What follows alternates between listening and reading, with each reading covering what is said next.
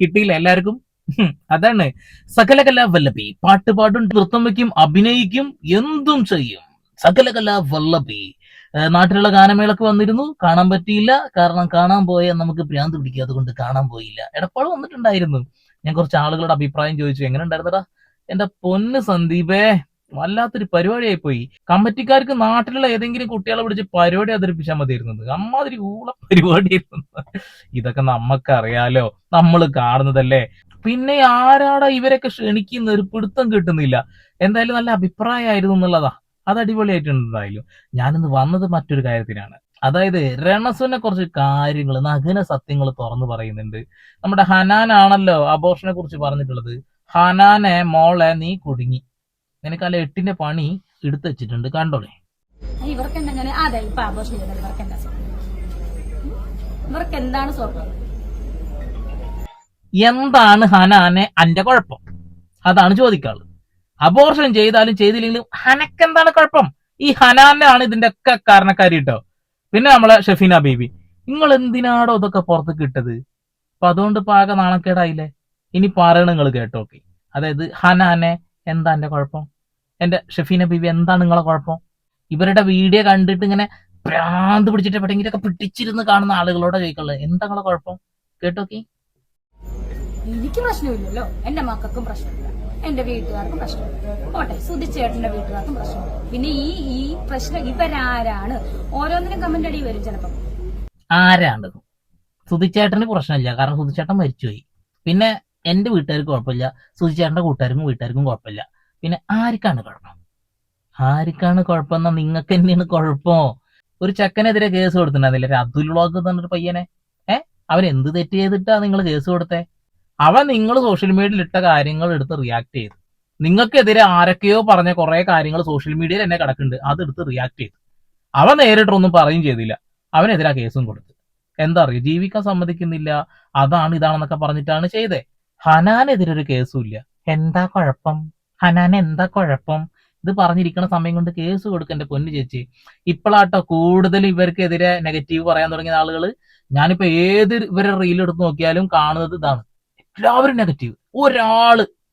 ഒരാളെങ്കിലും ഒരു പോസിറ്റീവ് പറയുകയാണെങ്കിൽ കൊള്ളായിരുന്നു, അതുമില്ല. നിനക്കെന്താണ്? നീ ഉത്തരവാദിത്തം ഏറ്റെടുക്കണ്ട. ഈ പറയുന്നവളുടെ മകനോ ആരും ഉത്തരവാദിത്തം ഏറ്റെടുക്കണ്ടെന്നേ. അല്ലെങ്കിൽ അവരെങ്ങനെ അത് ഉത്തരവാദിത്തം ഏറ്റെടുക്കുക? അബോർഷൻ നടത്തിയത് നിങ്ങളാണ്, നിങ്ങളെ സമ്മതിക്കുന്നില്ലേ? പിന്നെ ഇതിനെ ഉത്തരവാദിത്തം ഏറ്റെടുക്കുന്നത് അത് നിങ്ങളുടെ കാര്യല്ലേ? സോഷ്യൽ മീഡിയ വന്ന് കൊണച്ചിട്ടല്ലേ ആളുകൾ എടുത്തിട്ട് റിയാക്ട് ചെയ്യുന്നേ. ഇപ്പൊ ഒരാളും പറയാത്തൊരു വിഷയം ഹനാന് പറയുന്നു. ഹനാനെതിരെ ഒന്നും പറയാനുമില്ല, ഒരു കേസും കൊടുക്കാനില്ല. വല്ലാത്തൊരവസ്ഥയാണ് കേട്ടോ.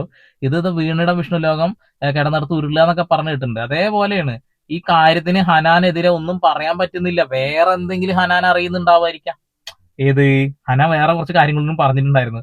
ഞാനതിപ്പോ വലിച്ചിടന്ന ഏതൊരു ചെറിയ ചെക്കനുമായിട്ട് എന്തോ ഒരു സാധനം പറയുന്നില്ല, അവിടെ കിടക്കട്ടെ. ഈ പറഞ്ഞ മറ്റേ താത്തയല്ലേ പറഞ്ഞത്? ഇവരും ദുബായിലായിരുന്നല്ലോ. ഇവർ രണ്ടും ബിസിനസ് ആണ്, ഇവർ അറിയിക്കുന്നുണ്ടോ നമ്മളെ ആരെയും? ഇല്ലല്ലോ. ഞാൻ എല്ലാരെയും അറിയിച്ചോണ്ടാണ് ഈ പറയുന്നവളുമാരും ഈ കമന്റ് ഇടുന്നവളുമാരും പയ്യെ മിണ്ടാതെ പോകും. ഞാൻ എല്ലാരും അറിയിച്ചിട്ടാണ് പോയത്. അവര് മിണ്ടാതെ പോകുന്ന പറയുന്നത്. അവരുടെ ബിസിനസ്സും എന്തെങ്കിലും കാര്യങ്ങൾ ഉണ്ടെന്നുണ്ടെങ്കിൽ അതിങ്ങനെ കൊട്ടിഘോഷി നടക്കുന്ന ആളുകളല്ല. സ്വാഭാവികമായിട്ട് ആളുകൾ അങ്ങനെയാണ്. നമ്മളിപ്പോ ഒരു ബിസിനസ് നടത്തുകയാണെന്നുണ്ടെങ്കിൽ ആ ബിസിനസ് എങ്ങനെ നടന്ന് പറഞ്ഞുകൊണ്ടിരിക്കുകയാണെന്നുണ്ടെങ്കിൽ അത് അതിൻ്റെതായ പ്രശ്നങ്ങൾ ഉണ്ടാവും, അത് നമുക്കറിയാം. പക്ഷെ ഇവിടെ അതല്ലല്ലോ. നിങ്ങളുടെ കോപ്രായത്തരങ്ങൾക്കെതിരെയാണ് ആളുകൾ പറയുന്നത്. അതിന് ദുബായിലുള്ള ആളുകളും പറയുന്നുണ്ട്, അവരുടെ വീഡിയോസ് ഒക്കെ നോക്ക്, പ്രവാസികളും പറയുന്നുണ്ട്. എന്തുണ്ടയാണിത് എന്നൊക്കെ ചോദിക്കുന്നുണ്ട്, എന്തിനാണ് ഇതിനൊക്കെ കൊടുക്കുന്നത് അവര് ചോദിക്കുന്നുണ്ട്. പക്ഷെ അതൊന്നും നമുക്ക് കാണാൻ നേരല്ല കേട്ടോ. കാരണം എന്തെങ്കിലുമൊക്കെ നാലാള് പറഞ്ഞാലേ റീച്ച് ഉള്ളൂ, അത്ര തന്നെ. അടുത്ത യൂറോപ്യൻ ട്രിപ്പ് എന്നായിരിക്കും ചേച്ചി? എനിക്ക് തോന്നുന്നു ഏപ്രിൽ മാസം ആയിരിക്കും. നമുക്ക് ഇപ്പൊ ഒന്നും പറയാൻ പറ്റില്ല, കാരണം നമുക്ക് വിസയൊക്കെ വരണ്ടേ. വിസയുടെ ഒക്കെ പ്രോസസ്സിങ് നടക്കുന്നതേ ഉള്ളൂ. ദൈവസാഹചര്യം കിട്ടിയാൽ നമ്മൾ പോകും, ഇല്ലെങ്കിൽ സന്തോഷമായിട്ടിരിക്കും. അല്ല നമുക്ക് വാശി പിടിക്കാൻ പറ്റും. ചേച്ചി വാശി പിടിക്കണം, രണസുന നിങ്ങള് വാശി പിടിക്കണം. എന്നിട്ട് ആ പ്രവാസികളായി യൂറോപ്പിലുള്ള ആളുകളുടെ മുന്നിൽ നിങ്ങളിതാ നിങ്ങളുടെ ക്ലാസിക് മാസ്റ്റർ പീസ് ഇതിട്ട് കൊടുക്കണം.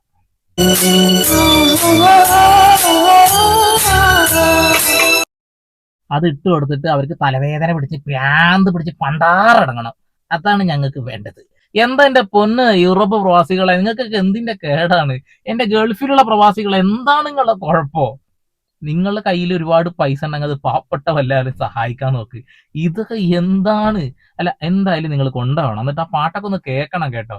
എന്നിട്ട് നിങ്ങൾ ഇൻസ്റ്റഗ്രാമിലൊക്കെ ഒന്ന് കയറി ഇറങ്ങിയാൽ നല്ല അടിപൊളിയായി പാട്ട് പാടുന്ന കുട്ടികളുണ്ട്. അവരൊക്കെ ഒന്ന് കൈ പിടിച്ച് ഉയർത്താൻ ശ്രമിക്കണോ. അതെനിക്ക് പറയാനുള്ളത്. ഇതുപോലെ കിച്ചു ഇട്ടൊരു വീഡിയോയുടെ അടിയിലും ഇതേ സെയിം രീതി തന്നെ ശ്രുതിയുടെ പ്രോഡക്റ്റ് അല്ലേ, അപ്പൊ ഇത് ഇങ്ങനെയൊക്കെ വരുള്ളൂ എന്നുള്ള രീതിയിൽ. അപ്പം ഇതിന് ചേച്ചിക്ക് എതിരായിട്ടൊരു സൈബർ അറ്റാക്ക് ചെയ്യാനായിട്ട് ഒരു ടീം ഉണ്ടെന്ന് ചേച്ചിക്ക് തോന്നുന്നു. പിന്നെ ഉറപ്പായിട്ടും എനിക്ക് ഒരുപാട് ശത്രുക്കളുണ്ട്. ഇപ്പോഴാണ് മനസ്സിലാക്കുന്നത്, ശത്രുക്കളല്ല, വെറുപ്പിക്കൽ സഹിക്കാൻ പറ്റാതെ വെറുക്കുന്ന ആളുകളുണ്ട് എന്ന് പറയേണ്ടത്. പിന്നെ കിച്ചുവിന്റെ അവസ്ഥ, കിച്ചു അവസാനം ഒരു എക്സ്പ്ലനേഷൻ ഒക്കെ ആയിട്ട് ഒരു വീഡിയോ ഒക്കെ വന്നു. എന്റെ പൊന്നുമക്കളെ, ആ വീഡിയോയോട് കൂടി ചെക്കന്റെ അവസ്ഥ പരിതാപകരം. അവൻ മാന്യമായ രീതിയിൽ നല്ല രീതിയിൽ പ്രതികരിക്കാതൊക്കെ ഇങ്ങനെ പോയതാ. അവൻ പ്രതികരിച്ചതോടുകൂടി അവന്റെ 8ന്റെ പണി കിട്ടിയത് പറയേണ്ടി വരും. അവനെ എന്തോ മദ്യപാനവുമായി ബന്ധപ്പെട്ടുകൊണ്ട് വാഹനം ഓടിച്ച് പോലീസ് പിടിച്ച കഥ അത് കുത്തിപ്പൊക്കി. അങ്ങനെ ഓരോന്ന് കുത്തിപ്പൊക്കുന്നു. കൂട്ടുകാരായിട്ടിരിക്കുന്ന ആളുകൾ എന്തൊക്കെയോ ഊളത്തരങ്ങൾ വിളിച്ചു പറയുന്നു. ആ പയ്യനോട് ഒരു സ്നേഹ ആളുകൾ ഉണ്ടായിരുന്നു, ഒറ്റയടിക്കാ പോയി. ഒരു ലൈവ് ഉണ്ട്, ലാസ്റ്റ് ഇട്ട ലൈവ് ഒന്ന് പോയി കണ്ടോക്ക് നിങ്ങൾ. ആ പയ്യൻ അതിന്റെ ഉള്ള വില മൊത്തം കളയുന്നു, ഭയങ്കര ദേഷ്യക്കാരനാവുന്നു, പിന്നെ തെറി വിളിക്കുന്നു. എന്തൊക്കെയാ കാട്ടിക്കൂട്ടുന്നേ? ജനങ്ങൾ തോന്നല്ല ആഗ്രഹിക്കുന്നത്. അവന്റെ ഒരു നിഷ്കളങ്ക ഭാവമായിരുന്നു ആളുകൾക്ക് ഇഷ്ടം. ആ നിഷ്കളങ്കതയിൽ നിന്ന് പുറത്തു പോകുന്നു. അവന്റേതായ ഒരു സ്വഭാവം ഉള്ളിൽ ഉണ്ടാവുമല്ലോ, അതാണ്ട് കാണിച്ച് 8ന്റെ പണി കിട്ടി. പക്ഷെ രണസുനക്ക് വഴി നീള ശത്രുക്കളാണ് കേട്ടോ. ഞാൻ അറിയാതെ തന്നെ എനിക്ക് ഒരുപാട് ശത്രുക്കളുണ്ട് എന്ന് എനിക്കിപ്പം മനസ്സിലായി. ഈ കുറച്ച് ദിവസമല്ല, ബിഗ് ബോസിൽ പോയിട്ട് ഞാൻ എന്ന് വന്നോ അന്ന് തൊട്ടാണ് എനിക്ക് മനസ്സിലായി എനിക്ക് ചുറ്റും അല്ലെങ്കിൽ എനിക്ക് നെഗറ്റീവ് അടിക്കാൻ ഒരു ഗൂഢാലോചന തന്നെ. കുറച്ച് പേര് അത് എന്തുകൊണ്ടാന്ന് എനിക്ക് അറിയില്ല എന്റെ പൊന്നുമോനെ. എന്താണ് ഇവര് പറഞ്ഞേ? ഗൂഢാലോചന. ഈ കൂട്ടായിട്ട് ഇരുന്നിട്ടേ, ഈ കുടുംബശ്രീയൊക്കെ പോലെ ആൾക്കാർ ഇങ്ങനെ റൗണ്ട് അടിച്ചിരുന്നിട്ട് ഭയങ്കര ചർച്ച എത്രേ. രേണുസുതിക്ക് എങ്ങനെ പണി കൊടുക്കാം, രേണുസുതി എങ്ങനെ ഡീഗ്രേഡ് ചെയ്യാന്നുള്ളത്. ഡീഗ്രേഡ് ചെയ്യാൻ ജനങ്ങൾ ഇറങ്ങേണ്ട ആവശ്യമില്ല. ആ നാക്കില്ലേ, സ്വന്തം നാക്ക്, അത് മതി. രണസുനയുടെ സ്വന്തം നാക്ക് തന്നെയാണ് അവർക്ക് പണി കൊടുത്തോണ്ടിരിക്കുന്നത്.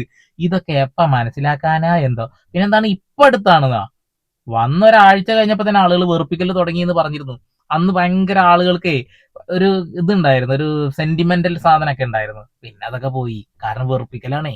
എന്തുകൊണ്ടാണെന്ന് ചോദിച്ചാൽ, ഞാൻ വീട്ടിൽ ഇരുന്നിട്ട് തെണ്ടുമായിരുന്നെങ്കിൽ 500 രൂപയ്ക്ക് വേണ്ടി തെണ്ടുമായിരുന്നെങ്കിൽ ഈ ഒരു പ്രശ്നമുണ്ട്. ഓഹോ, പണ്ടേതോ ഒരു ഇടിഞ്ഞു വീഴാറായ വീട്ടിന്റെ ഉള്ളിൽ ഇരുന്നു കൊണ്ട് കൊല്ലസ്തുതി ചെയ്ത കാര്യങ്ങൾ അല്ലെ. ആ ഫണ്ട് തിരിച്ചു ചോദിച്ചപ്പോ കൊഞ്ഞലം കുത്തിയ കാര്യം അതല്ലേ പറഞ്ഞേ? അങ്ങനെ ഇരുന്ന് തെണ്ടിയിരുന്നെങ്കിൽ എന്നൊക്കെ പറയുന്നേ. ഒരുപാട് കാര്യങ്ങൾ എന്റെ പൊന്നു രണസുനെ പുറത്തുള്ളതാണേ. വെറുതെ ഇനി അത് കുത്തിപ്പൊക്കാൻ നിൽക്കണ്ട. ഇവള് വീട്ടിലിരുന്ന് തെണ്ടായിരുന്നെങ്കിൽ ആരും ഒന്നും പറയില്ലായിരുന്നു. ഇപ്പൊ ഈ കോപ്രായത്തരങ്ങൾ കാണിക്കുമ്പോ ആളുകൾ പറയുന്നു എന്നാ പറയുന്നേ. അല്ല പൊന്നു രണസുന, തൊഴിലുറപ്പ് പണിക്ക് പോവാണെങ്കിൽ ഇതിലും അന്തസ്സുണ്ട് എന്ന് ആളുകൾ പറഞ്ഞു. വെറുതെ ഒന്നുമില്ല. ഏതെങ്കിലും ഒരു സമയത്ത് താൻ ചെയ്ത റീൽസും കാര്യങ്ങളൊക്കെ ഒന്ന് നോക്കിയാൽ മതി, മനസ്സിലാവും എന്ത് വലിയ പൊട്ടത്തരാ ചെയ്തിട്ടുള്ളത് എന്നുള്ളത്. ഞാൻ അവരുദ്ദേശിച്ചതിനേക്കാളും ബിഗ് ബോസ് വിടാതിരിക്കാൻ എന്നെ 100 പ്രാവശ്യം അവർ ശ്രമിച്ചു, ഒന്നും നടന്നില്ല. ബിഗ് ബോസ് ഞാൻ പോയി, ഞാൻ സ്വന്തമായിട്ട് ഇറങ്ങി, അന്തസ്സായിട്ട് ഇറങ്ങി വന്നു.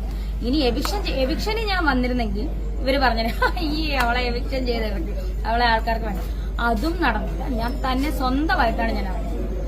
നല്ല അഭിമാനത്തോടു കൂടി പറയുന്ന വാക്ക് കേട്ടില്ലേ? അതിന്റെ അകത്ത് പിടിച്ചു നിന്നിരുന്നെങ്കിൽ ഒരു പക്ഷെ രേണുസുതിക്ക് ഉണ്ടായിരുന്ന നെഗറ്റീവ് ഇപ്പോ ഉള്ള നെഗറ്റീവ് പോലും ഇല്ലാതാവും. കാരണം ബിഗ് ബോസിനകത്ത് പോയപ്പോ ഒരുപാട് പോസിറ്റീവായി, അവളെ ഒരുപാട് സപ്പോർട്ട് ചെയ്തു. കാരണം സെപ്റ്റി ടാങ്ക് എന്ന് വിളിക്കുന്നു, പേനുണ്ട് തലയിൽ, അത് ഇതൊക്കെ പറഞ്ഞ ആളുകളുടെ ഉള്ളിലൊരു സങ്കടം വന്നിട്ടുണ്ടായിരുന്നു. എനിക്ക് എന്റെ മക്കളെ കാണണം, ഇതപ്പാ എന്റെ മുന്നേ എന്നൊക്കെ പറഞ്ഞ് കരഞ്ഞ് പുറത്തു വന്നിട്ട് നേരെ പോണത് ഷൂട്ട് സെറ്റിലേക്കാ, ചെക്കൻ വീട്ടിലാ. അതാണ് ഏറ്റവും വലിയ കോമഡി. ആ ഒരു കാരണം കൊണ്ടാണ് വെറുക്കാൻ തുടങ്ങിയത്. നിങ്ങൾ കുറെ ആഴ്ച അവിടെ നിൽക്കുന്ന കാര്യത്തിൽ തർക്കമൊന്നും പക്ഷെ പൊട്ടത്തരം ചെയ്തിട്ട് അഭിമാനത്തോടു കൂടി പറയുന്നു. ഇത്രയും നാളും പല്ലി എന്നൊക്കെയായിരുന്നു ചേച്ചിയുടെ ഒരു വിളിപ്പേര്. അതുപോലെ ഇപ്പൊ ഒരു പുതിയ പേര് വന്നിട്ടുണ്ട്, നിക്കർ വിധവ. കണ്ടിട്ടുണ്ടായിരുന്നു? അങ്ങനെ വിളിക്കാൻ കാരണം എന്താണെന്നായിരിക്കും ചേച്ചിയുടെ ഒരു? ഞാൻ ഇത്രയുള്ള മറ്റേ ഷോർട്സില്ലേ നിക്കർ, അതുകൊണ്ട് 2 റീൽ ചെയ്ത് പിന്നെ എന്റെ ഒരു ആൽബത്തിന്റെ തലേന്ന് ഞാൻ അതാണ് ഇട്ടത്. ഞാനത് പല ദിവസവും ഞാൻ ഇടും. എനിക്കിഷ്ടമുള്ള, എനിക്ക് കംഫർട്ടബിൾ ആയിട്ടുള്ള ഡ്രസ്സ് ഞാനിടും. അത് നിക്കർ വിധവ എന്ന് പറഞ്ഞ് കളിയാക്കിയ 2 മഹത് വ്യക്തികളുണ്ട്. ഒന്ന് SP വ്ലോഗ് എന്ന് പറഞ്ഞ ഇങ്ങനെ ഇരുന്ന് ഒരുത്തി എനിക്കിട്ട് പറയുന്ന അവളും പിന്നെ അറിയാലോ താത്തയമ്മച്ചി. ചേച്ചിക്ക് കംഫോർട്ടുള്ള ഡ്രസ്സ് തന്നെ ഇട്ടാ മതി, ഒരു കുഴപ്പമില്ല. പക്ഷെ നിക്കർ വിധവ എന്നൊരു പേര് വീണിരുന്ന ഞാൻ അറിഞ്ഞില്ലട്ടാ. ഇനിയിപ്പോ ഇവരിട്ട് കൊടുത്താണോന്ന് അറിയില്ല. എന്തായാലും നല്ല പേര്, നിക്കർ വിധവ. എന്തൊക്കെ പേരല്ലേ രണസുനക്ക് വന്ന് കിടക്കണേ. അതിനിടയിൽ ഏതൊരു വ്ളോഗറെ കളിയാക്കണത് കണ്ടു. എന്തായാലും കൊള്ളാം ചേച്ചി. എനിക്ക് ഈ അലൈനർ ഇട്ടോണ്ടാണ് തെറ്റുന്നത് വാക്കുകൾ. അപ്പൊ ഞാൻ പാട്ട് പാടുമ്പോ അലൈനർ ഊരണമല്ലോ, അല്ലെങ്കിൽ പാട്ട് ഭയങ്കര പോവും. അല്ലെങ്കിൽ പിന്നെ ബസീകരൊക്കെ ഇപ്പൊ നേരെയുള്ള പോണ്. പാട്ടിന്റെ മ്യൂസിക് ഇവിടെയാണെന്നുണ്ടെങ്കിൽ പാട്ട് ട്രെയിൻ കയറി പോയിട്ടുണ്ടാവും, അടുത്ത സ്റ്റേഷനിലെത്തുമ്പോഴാവും ഇവിടെ മ്യൂസിക് എത്തുക. എന്റെ പൊന്നു രണസുന, അത് ഇട്ടാലിട്ടില്ലെങ്കിലും കണക്കാണ്. നിങ്ങൾ വലിയൊരു ഗായികയാണെന്ന് ആരോ പറഞ്ഞ് പറ്റിച്ചിട്ടുണ്ട്. ആളുകൾ മനഃപൂർവ്വം കളിയാക്കണത് മനസ്സിലാവണില്ല അതിന്. ഒരു മനുഷ്യൻ, ഏതൊരു മനുഷ്യനാണെങ്കിലും ദേഷ്യം വരുമല്ലോ, ആവശ്യമില്ലാത്തതുകൊണ്ട് ദേഷ്യം വരും. സുധിച്ചേട്ടനും അത് ദേഷ്യം വന്നു. സുധിച്ചേട്ടന്റെ വോയിസും പുറത്ത് വിട്ട്, എന്റെ വോയിസ് എന്ന് പറഞ്ഞാൽ എന്റെ വോയിസ് വന്ന് പുറത്ത് വിട്ടായിരുന്നു. 2 വോയിസ്, അത് രണ്ടും അതിനകത്തൊരു സത്യമില്ലെന്നും അതിന്റെ സത്യാവസ്ഥകൾ അറിയാവുന്നവർക്കും അറിയാം. കടം മേടിച്ചു, അത് മേടിച്ചെന്നുള്ള അതിനെപ്പറ്റി ആ സമയത്ത് തന്നെ ഞങ്ങൾ അതിന്റെ സത്യാവസ്ഥ എല്ലാം പുറത്ത് വിട്ടിട്ടുള്ളതായിരുന്നു. അതെ അതെ അതെ. രണസുനേനെ ഒരാള് വിളിക്കുക, എന്റെ കയ്യിൽ നിന്ന് ഇത്ര രൂപ വാങ്ങിയിട്ടുണ്ട്, ആ പൈസ വാങ്ങി തരണം, സുധീനോട് സംസാരിക്കണട്ടാന്ന് പറയുമ്പോ ഇവര് പറഞ്ഞ ഡയലോഗ് ഉണ്ട്, ഞാൻ നിങ്ങളെയൊക്കെ ഒന്ന് പൈസ വാങ്ങിയിട്ടില്ലല്ലോ, നിങ്ങൾ വേണമെങ്കിൽ നേരിട്ട് വിളിച്ചോ, നിങ്ങൾ എനിക്ക് പൈസ ഒന്നും തന്നിട്ടില്ലല്ലോ, നിങ്ങൾക്ക് ഞാൻ പൈസ തരാനില്ലല്ലോ, എന്തിനാണ് എന്നെ വിളിക്കുന്നത് എന്നൊക്കെ പറഞ്ഞിട്ട് ചൂടാവുന്ന ഒരു ഓഡിയോ സന്ദേശം നമ്മൾ കേട്ടിട്ടുണ്ടാവും. അതായത് ഒരുപാട് ആളുകളുടെ കയ്യിൽ നിന്ന് ചില്ലറ ആയിട്ട് വാങ്ങി അവസാനം തിരിച്ചു കൊടുക്കാൻ പറ്റാത്ത അവസ്ഥയായി. അന്നൊരു എക്സ്പ്ലനേഷൻ വീഡിയോ കണ്ടിട്ടുണ്ട്, വെളുപ്പിക്കലായിരുന്നു അത്. ഇനി അതിനെ കുറിച്ചിട്ട് പറയല്ലേ, അത് കുത്തിപ്പൊക്കാൻ വയ്യാഞ്ഞിട്ടാ. ഡ്രസ് കൊളാവാണോ ചേച്ചി? അല്ല, ഇത് കൊളാബല്ല. ഇത് ഞാൻ ചെന്ന് തുണിയെടുത്ത് ഞങ്ങളുടെ അവിടുന്ന് ചായക്കടക്കാരൻസ് എന്ന് പറയുന്നൊരു, എനിക്ക് എപ്പോഴും ഔട്ട്ലെറ്റ് എന്റെ എപ്പോഴും ഡ്രസ്സ് തയ്ച്ചു തരുന്ന ഒരു ചേച്ചിമാരുണ്ട്. ആ ചേച്ചിമാർ തയ്ച്ചു തന്നു. ചില ആളുകൾ പറഞ്ഞു കേട്ടിട്ടാണ് ഇപ്പൊ ഈ ഔട്ട്ലെറ്റിന്റെ കഥ പറഞ്ഞത്. ഔട്ട്ഫിറ്റ് എന്നൊക്കെ പറയാൻ ഉദ്ദേശിക്കുന്നത് ഔട്ട്ലെറ്റ് ഒക്കെ ആവുന്നുണ്ട്. എന്തായാലും ഈ സോഷ്യൽ മീഡിയ ഉപയോഗിക്കുന്ന ആളുകൾക്ക് ഒരു പ്രത്യേക ലാംഗ്വേജ് ഉണ്ട് ഇപ്പോ. അതിൽപ്പെട്ട സാധനങ്ങളൊക്കെ പരമാവധി പറയാൻ ശ്രമിക്കുന്നുണ്ട്. അതേപോലെ തന്നെ ജാസി പറഞ്ഞൊക്കെ ഫുള്ള് അടിപൊളി ഇംഗ്ലീഷ് കൊള്ളാം, അങ്ങനെ കുറെ സംഭവങ്ങൾ ഉണ്ട് എന്നുള്ളതാണ്. നിങ്ങളുടെ അഭിപ്രായം ഒന്ന് രേഖപ്പെടുത്തണം കേട്ടോ. കാരണം എന്താ വെച്ചിട്ടുണ്ടെങ്കിൽ രണസുനക്ക് ഇപ്പൊ ഫുള്ള് നെഗറ്റീവാണ്. ഞാൻ എല്ലാ വീഡിയോയും പരിശോധിച്ച് നോക്കി, അവരുടെ ചാനലിടുന്ന വീഡിയോസ്, ഇങ്ങനെ ഓരോ ആളുകൾ വന്നെടുക്കുന്ന വീഡിയോസ്, എല്ലാത്തിലും നെഗറ്റീവാണ് ഡേ. അതെന്താ സംഭവം? അതിന്റെ ഒരു കുട്ടൻസ് മനസ്സിലാവുന്ന ആളുകളൊന്ന് കമന്റ് ചെയ്യണം കേട്ടാ. അപ്പൊ വീണ്ടും പുതിയ വാർത്താ വിശേഷങ്ങളുമായി സന്ദീപ് സൈനിങ്.